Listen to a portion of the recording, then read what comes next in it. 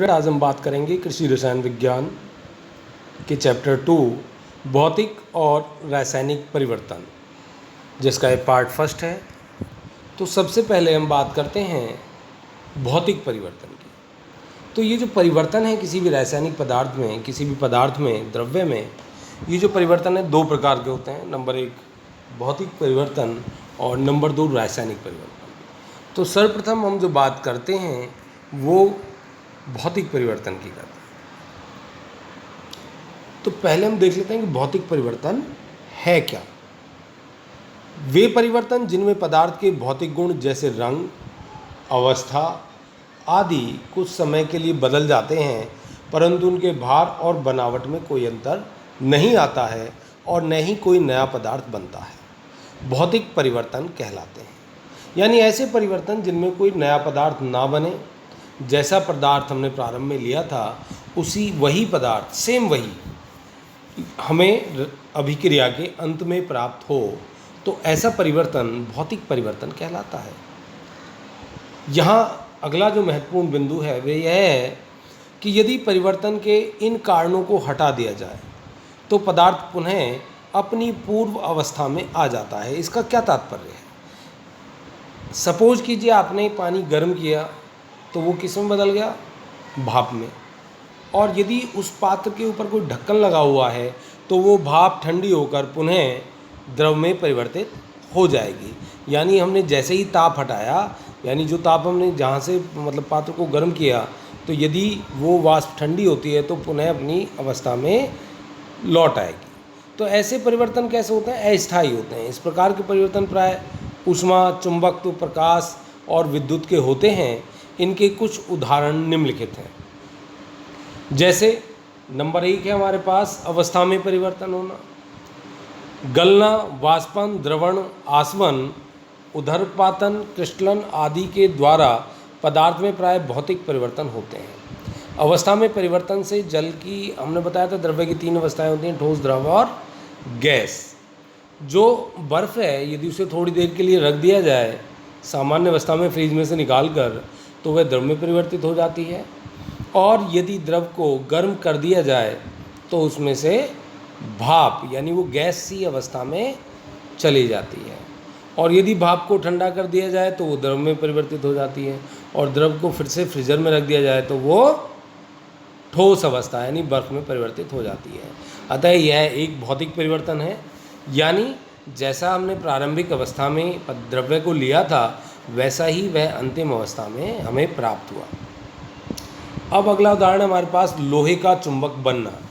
हमें पता है कि नर्म लोहे के टुकड़े को चुंबक पर रगड़ने से चुंबक बन जाता है और चुंबक की भांति अस्थायी रूप से कार्य करने लगता है, परंतु लोहे के भार व बनावट में कोई अंतर नहीं आता है। अतः यह भौतिक परिवर्तन है। यानी जो चुंबक है यदि उसे आप लोहे पर रगड़ें तो जो नर्म लोहे का जो टुकड़ा है यदि उसे चुंबक पे रगड़ें तो कुछ समय बाद वो क्या हो जाता है? अस्थायी चुंबक बन जाता है और थोड़ी देर में वो फिर से लोहे में परिवर्तित हो जाता है। यानी ये भी क्या है? एक भौतिक परिवर्तन है। अब जो अगला परिवर्तन है हमारे पास वो है शरबत का बनना। देखिए, जब चीनी जल में घोली जाती है तो वह अदृश्य हो जाती है और शरबत बन जाता है। यानी पानी में जब चीनी घोलेंगे हम तो क्या बन जाएगा? शरबत। चीनी हमें दिखाई देगी क्या? नहीं दिखाई देगी। अब यदि इस शरबत का वाष्पीकरण किया जाए, यानी इस जो शरबत है इसको गैस पर रख दिया जाए, उसे गर्म किया जाए, तो पानी का क्या होगा? वो तो भाप बनकर उड़ जाएगा और इसके बारे में कोई कमी नहीं आती। अब बचा कौन? चीनी। यानी जो चीनी हमने प्रारंभ में ली थी, द्रव में मिलाई थी, अंत में भी वही चीनी हमें प्राप्त होती है, जिसे हम कहते हैं मतलब इसे हम कह सकते हैं भौतिक परिवर्तन। अब हमारे पास आता है बल्ब का जलना। देखिए, पहले अब तो एलईडी लाइट्स आ गई हैं। इन एलईडी लाइट से पहले हमारे पास सामान्य बल्ब होता था जिसमें धातु का एक तंतु लगा होता था, और इस बल्ब को जब हम गर्म करते थे तो क्या होता था? ये जो फिलामेंट है ये गर्म होता था, गर्म होकर रेड हो जाता था। और जब लाइट को बंद कर दिया जाता था तो थोड़ी देर बाद ठंडा होने पर ये फिर से फिलामेंट जैसा होता था वैसा ही हमें प्राप्त हो जाता था। अतः ये क्या था, एक भौतिक परिवर्तन था। अब हमारे पास जो नेक्स्ट है वो है प्लेटिनम के तार को गर्म करना। प्लेटिनम के तार को गर्म करना। देखिए, जब प्लेटिनम के तार को गर्म किया जाता है तो वह पहले चमकता है और फिर प्रकाश देता है, परंतु ठंडा करने पर फिर से पहले के समान हो जाता है और इसके भार तथा बनावट में कोई अंतर नहीं आता है। इसका मतलब प्लेटिनम के तार का जलना कैसा परिवर्तन है, भौतिक परिवर्तन है। अगला है आपका पदार्थ का पिघलना। जैसे मोम है, गंधक है, ये जितने भी पदार्थ हैं ये पिघलते हैं। सपोज कि आप मोम का उदाहरण ले रहे हैं, आप मोम को यदि गर्म करें तो वो थोड़ी देर में पिघल कर द्रव में परिवर्तित हो जाएगी, और जब उसे थोड़ी देर के लिए आप रख देंगे तो वो फिर से ठोस मोम में परिवर्तित हो जाएगी और उसके द्रव्यमान में कोई भी अंतर नहीं आएगा। अतः यह भी एक भौतिक परिवर्तन का उदाहरण है। यानी भौतिक परिवर्तन से तात्पर्य हमारा ये है कि पदार्थ के रासायनिक गुणों में कोई भी परिवर्तन नहीं होना चाहिए, अर्थात जो पदार्थ हमने प्रारंभ में लिया था अंत में भी पदार्थ उन्हीं गुणों के साथ विद्यमान रहना चाहिए। नेक्स्ट हमारे पास है पदार्थ का विलयन बनाना। सपोज कीजिए आपने एक प्याली में नमक ले लिया और नमक को उसमें घोलोगे तो नमक अदृश्य हो जाएगा, हमारे पास एक विलयन बन जाएगा। लेकिन यदि इसी विलयन को गर्म किया जाए तो वो जो जल है वो वाष्प के रूप में ऊपर उठ जाएगा और अंत में क्या रह जाएगा, नमक रह जाएगा, और इस नमक का भार वही होगा जो पहले था। तो इस प्रकार हमारा ये भौतिक परिवर्तन समाप्त होता है। अब चलते हैं हम, अच्छा इसके कुछ एग्जाम्पल भी यहाँ हमारे रह गए हैं कि यहाँ यदि इसके एग्जाम्पल आप देखें, ये जो एग्जाम्पल है ना इस चैप्टर में एग्जाम्पल ही ज़्यादा आते हैं कि जो रासायनिक परिवर्तन के एग्जाम्पल बताइए और भौतिक परिवर्तन के एग्जाम्पल बताइए। जैसे यहाँ है धातुओं को गर्म करना। यदि किसी धातु को गर्म किया जाए तो भौतिक परिवर्तन, मोम को गर्म किया जाए तो भौतिक परिवर्तन, बर्फ आदि का पिघलना क्या है, भौतिक परिवर्तन। सीरे का विलयन बनना, सीरे का यदि विलयन बनता है तो वहाँ किसी प्रकार का रासायनिक परिवर्तन नहीं होता है। सोडा वाटर का बनना, वहाँ पर कोई रासायनिक क्रिया नहीं होती है। जैसे आप बोतल को खोलोगे कार्बन डाइऑक्साइड निकल के बाहर चली जाती है। कांच या एनोबाइट की छड़ को आवेशित करना। देखिए, यदि आप बालों पे भी यदि अपने हाथ फिराएं तो आप देखेंगे कि कुछ देर के लिए उनमें विद्युत उत्पन्न हो जाती है, करंट उत्पन्न हो जाता है, लेकिन वो अस्थायी होता है और थोड़ी समय बाद वो आवेश खत्म हो जाता है। नेक्स्ट हमारे पास कुल्फ़ी का जमना, शरबत का बनना, चिकने धब्बे छुड़ाना, कोहरा, बादल, ओस, इनमें किसी प्रकार की कोई रासायनिक परिवर्तन नहीं हो रहा है। ओले, तुषार, पाला आदि का पड़ना, इंद्रधनुष का बनना, जिंक ऑक्साइड को गर्म करना, आइसक्रीम का बनना, ये सभी भौतिक परिवर्तन के उदाहरण हैं। इनमें पदार्थ में किसी भी प्रकार का कोई परिवर्तन नहीं हो रहा है। तो इस प्रकार हमारा भौतिक परिवर्तन समाप्त होता है। अब हम चलते हैं रासायनिक परिवर्तन की ओर। देखिए, दूसरा जो परिवर्तन है हमारा रासायनिक परिवर्तन है। किसी भी रासायनिक अभिक्रिया को देखें तो उसमें दो पदार्थ होते हैं और वो दोनों एक तीर से अलग होते हैं, पृथक होते हैं। तो इसमें ये जो पहला पदार्थ है ये अभिकारक है और दूसरा पदार्थ जो है ये उत्पाद है। तो ये बनने वाला उत्पाद हमने क्या लिखा है, बी लिखा है। इसका मतलब ये प्रथम पदार्थ से पूर्ण रूप से भिन्न है। तो हम बात करते हैं रासायनिक परिवर्तन की। तो रासायनिक परिवर्तन की नींव यहीं से पड़ती है कि जो अभिकारक है वो उत्पाद से बिल्कुल भिन्न है। भौतिक परिवर्तन में ऐसा नहीं था, A = A ही था, यानी अंत में हमें यदि हमने प्रारंभ में A लिया है तो अंत में भी A प्राप्त होगा, लेकिन यहाँ B प्राप्त हो रहा है। तो हम कह सकते हैं कि रासायनिक परिवर्तन वे परिवर्तन जिनमें पदार्थ स्थायी रूप से बदलकर नए पदार्थ में आ जाता है और जिसके गुण, रचना और भार मूल पदार्थ से बिल्कुल भिन्न होते हैं, रासायनिक परिवर्तन कहलाता है।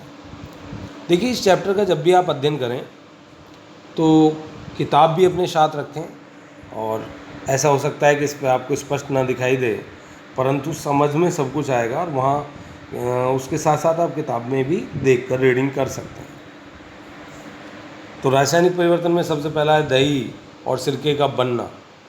देखिए दही, दूध से दही का बनना, दूध से दही तो बनाई जा सकती है लेकिन दही से दूध नहीं बन सकता। सिरके का बनना, ये भी गन्ने के रस से सिरका बनना, ये भी अपने आप में एक रासायनिक परिवर्तन है। लोहे में जंग का लगना, देखिए लोहे में जहाँ भी जंग लग जाता है वो परत धीरे धीरे वहाँ से छूटने लगती है जंग की। तो ये जंग की जो परत है इससे लोहे का बनाना आसान नहीं है, फिर से मतलब फिर से हम लोहे को प्राप्त नहीं कर सकते। तो लोहे पर जंग का लगना कैसा परिवर्तन है? रासायनिक परिवर्तन है। पदार्थों का सड़ना, देखिए जो पदार्थ होते हैं हमारे घर में, खाना होता है और इसे गर्मी में काफ़ी यदि रख दिया जाए बिना गर्म करे और बिना फ्रिज के अलग रख दिया जाए तो हम देखते हैं कि खाना सड़ जाता है। तो वहाँ क्या होता है, एक रासायनिक क्रिया होती है जिसके कारण जो खाने वाला पदार्थ है हमारा वो हानिकारक पदार्थ में परिवर्तित हो जाता है, लेकिन फिर से उसे शुद्ध पदार्थ में परिवर्तित करना संभव नहीं है। अतः पदार्थों का सड़ना एक रासायनिक परिवर्तन है। नेक्स्ट है हमारे पास भोजन का पचना। देखिए हमारे शरीर में जो भोजन होता है वो विभिन्न रासायनिक क्रियाओं के द्वारा छोटे छोटे मतलब जटिल पदार्थों से छोटे छोटे सरल पदार्थों में वो टूट जाता है। तो ये एक रासायनिक परिवर्तन का ही उदाहरण है, यानी हमारे शरीर में जो भोजन पचता है वो एक रासायनिक परिवर्तन का उदाहरण है। इसके बाद है जल का विद्युत अपघटन। देखिए जब हम अम्लीय जल में विद्युत धारा प्रवाहित करते हैं तो वह ऑक्सीजन और हाइड्रोजन में टूट जाता है। यानी जल जो है आपका, इसमें आप विद्युत प्रवाहित किया आपने तो ये हाइड्रोजन और ऑक्सीजन दोनों में ही टूट जाता है। यहाँ आपने इसको विद्युत प्रवाहित कर रखी है। तो ये कैसा परिवर्तन है? रासायनिक परिवर्तन है। नेक्स्ट है आपका मैग्नीशियम के तार का जलना। देखिए अभी आपने इससे पहले प्लेटिनम के तार का जलना पढ़ा था और आपने सामान्य बल्ब में टंगस्टन के तार का जलना पढ़ा था, वो सभी भौतिक परिवर्तन थे। लेकिन मैग्नीशियम जो है एक रिएक्टिव धातु है और ये ऑक्सीजन के साथ क्रिया करके मैग्नीशियम ऑक्साइड बनाता है, ठीक है। अतः मैग्नीशियम के तार जो को जलना जो है एक रासायनिक परिवर्तन है।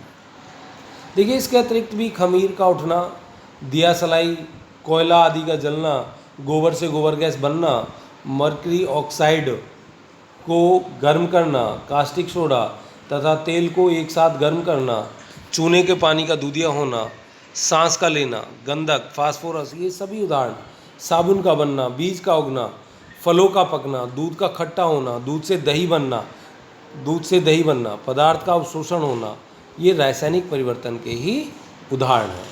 इसके बाद आपका चूने को बुझाना।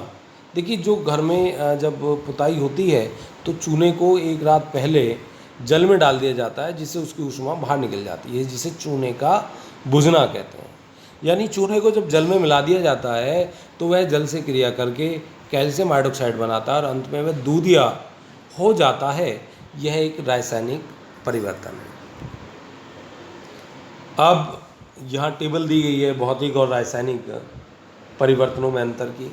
देखिए सबसे जो साधारण जो अंतर है भौतिक और रासायनिक परिवर्तन में, भौतिक परिवर्तन में जो चीज़ आपने प्रारंभ की है वही अंत में मिलेगी, जबकि रासायनिक परिवर्तन में जिस चीज़ से आप अभिक्रिया को शुरुआत करोगे वो चीज़ आपको अंत में नहीं मिलेगी। तो इनको बिंदुवार हम अध्ययन कर लेते हैं।